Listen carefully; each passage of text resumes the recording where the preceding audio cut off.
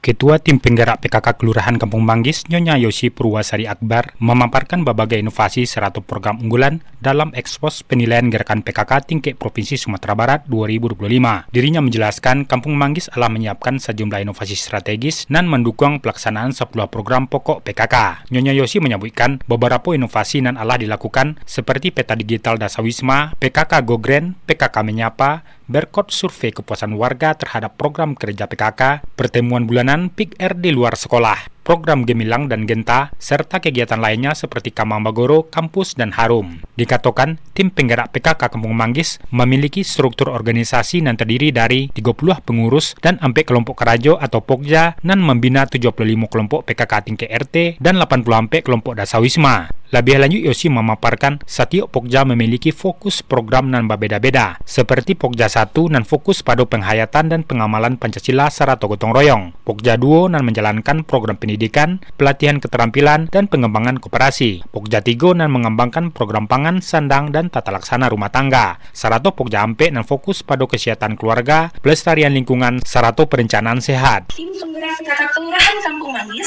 selalu berupaya seoptimal mungkin melakukan yang terbaik dalam mengemban tugas sebagai sebuah lembaga kemasyarakatan yang ikut serta dalam proses pembangunan di Indonesia. Kami memiliki aplikasi e-Dasawisma, kami memiliki stiker Dasawisma yang kami tempel di rumah warga, kami juga melakukan pembekalan kepada calon kader PKK Kelurahan, calon kader Dasawisma Kelurahan Kampung Manggis. Selain itu, inovasi kami sebut dengan PKK Gogreen, yaitu Sekretariat Ramah Lingkungan, PKK Menyapa. Nyonya Yosi menambahkan, seluruh program dan inovasi tersebut terlaksana jobaya berkat dukungan Pemko, tim penggerak PKK Kota dan Kecamatan, serta sinergi OPD, lembaga pendidikan, dan mitra kemasyarakatan lainnya. Nofri melaporkan.